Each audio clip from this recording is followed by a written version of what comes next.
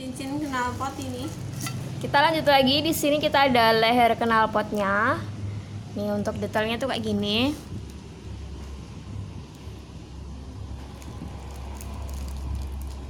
Nih untuk leher knalpotnya, jadi ini satu set dengan knalpot ya.